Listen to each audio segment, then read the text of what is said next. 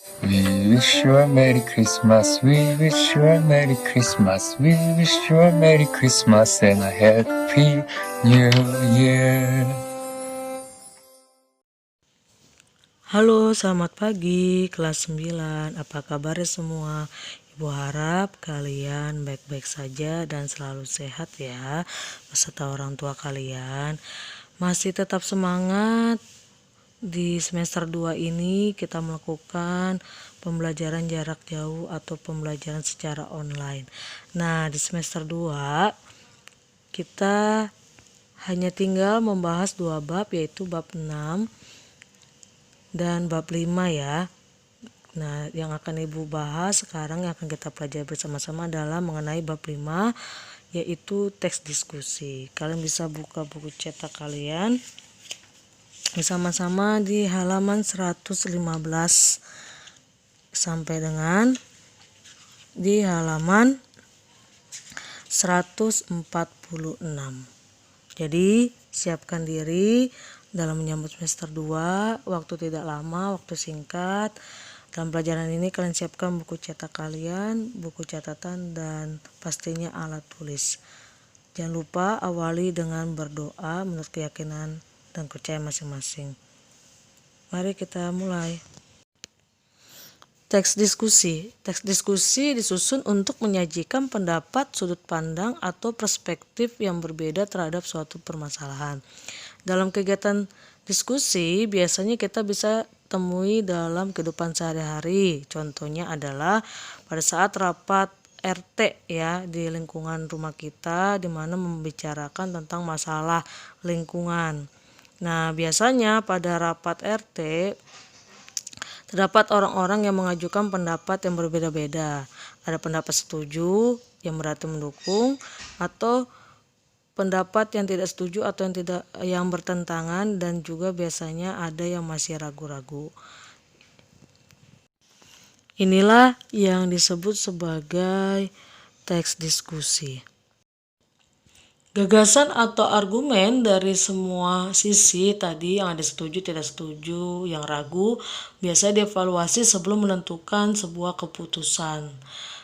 Jadi teks diskusi mau lisan maupun tulisan dapat diuji topik yang biasanya kontroversial.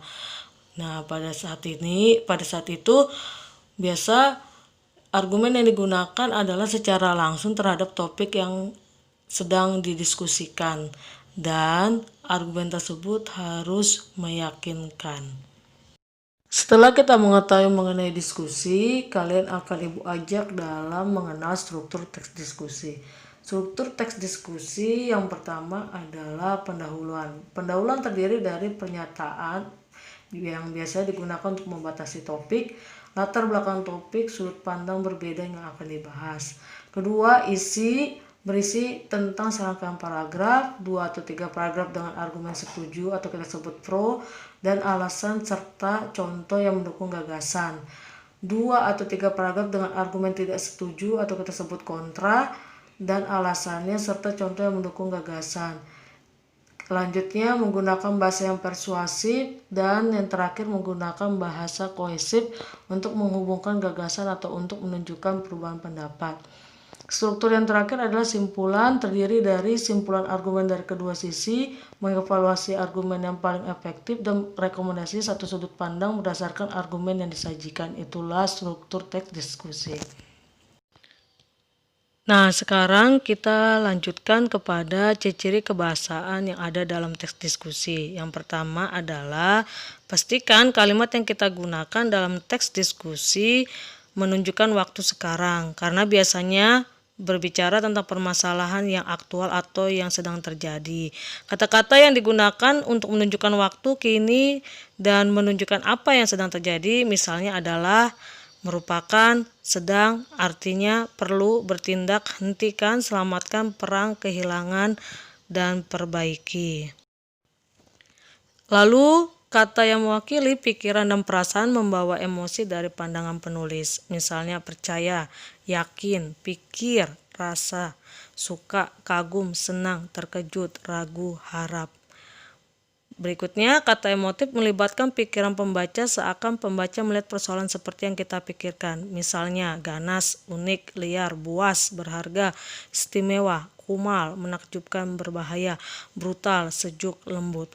Lalu, bahasa evaluatif untuk mengkaji argumen dan bukti pendukung. Misalnya, penting, sederhana, berpikiran sempit, mengancam, sangat jelas, menguntungkan bagi masa depan, lebih mudah, diharapkan, terlalu rapuh, penilaian buruk, tidak dapat diakui, hanya pilihan. Kemudian struktur kebahasaan selanjutnya yaitu gunakan derajat kepastian atau dikenal dengan istilah modalitas. Seberapa pasti dengan pernyataanmu sendiri ya. Jadi kamu harus mengukur seberapa pasti kamu terhadap pernyataanmu sendiri. Apakah kamu ingin membuat orang setuju dengan pendapatmu atau kamu ingin membuat orang menjadi ragu dengan pendapatnya?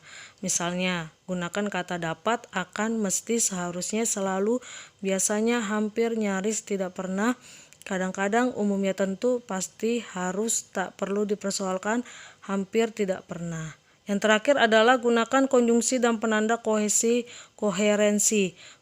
Konjungsi digunakan untuk menggabungkan dua gagasan dalam satu kalimat, sementara konektif digunakan untuk mengaitkan gagasan di antara kalimat dan paragraf yang berbeda. Misalnya, dan, tetapi, namun, bagaimana, alasan lain, mengapa, juga, dalam hal lain, atau, pertama, kedua, akhirnya, tanpa memperhatikan. Tidak semua orang setuju, sementara, meskipun, yang utama, pada akhirnya, sebab, oleh karena itu. Itulah struktur atau ciri-ciri kebahasaan dari teks diskusi yang harus kalian perhatikan saat melaksanakan atau melakukan sebuah diskusi.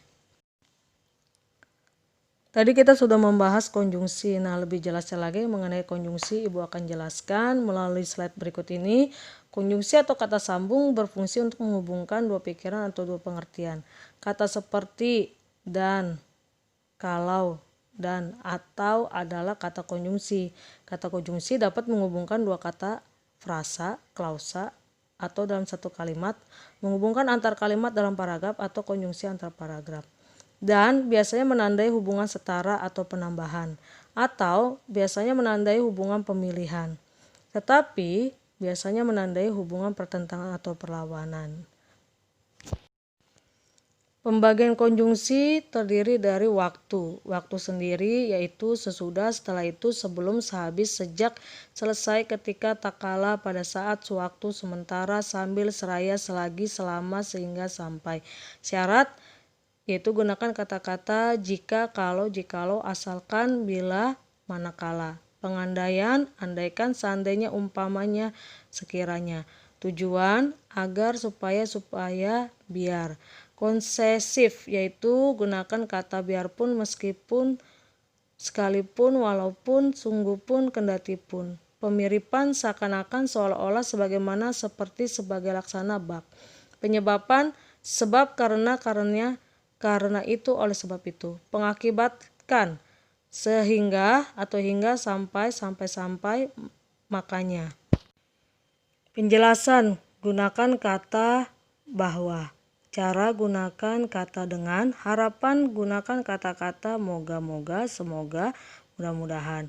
Pengecualian, gunakan kata kecuali. Dan yang terakhir adalah urutan, gunakan kata lalu, terus, kemudian. Itulah pembagian konjungsi.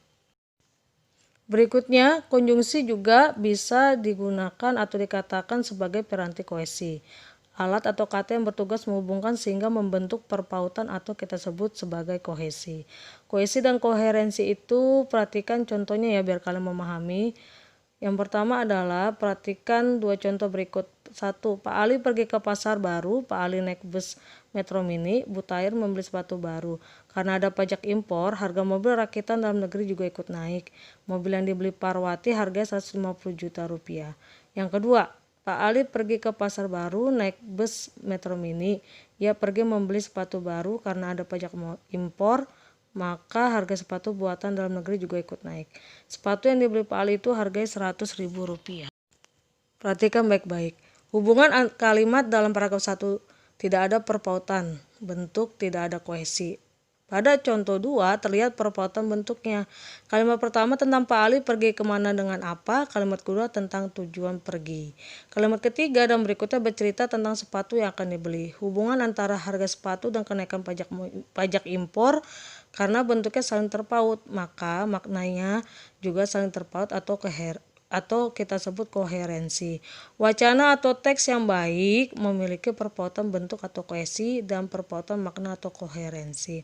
Jadi harus saling terhubung, harus saling terkait ya. Namun ada juga paragraf yang tampaknya memiliki kohesi namun tidak memiliki koherensi. Perhatikan contoh berikut. 3. Dengan bantuan pemerintah, pejabat itu membeli mobil baru. Mobil itu berwarna biru. Biru muda menjadi warna idaman kaum muda sekarang. Sekarang ini teknologi banyak mengubah keadaan dalam waktu singkat, khususnya moral orang Indonesia. Waktu ini orang seakan-akan di persimpangan jalan ke surga atau ke neraka. Rupanya tidak dipedulikan lagi, surga dunia dituntut orang dengan itikat neraka yang menggebu-gebu. Nah, kohesi pada contoh 3 terlihat sempurna, ada kata yang memautkan antara kalimat berikutnya. Mobil baru, warna biru, muda, sekarang, ini jalan-jalan surga neraka. Apakah kamu menangkapnya? Itulah tadi perbedaan antara kohensi dan koherensi. Jadi kalian sudah mengetahuinya dan juga mengenai konjungsi, arti diskusi, strukturnya seperti apa.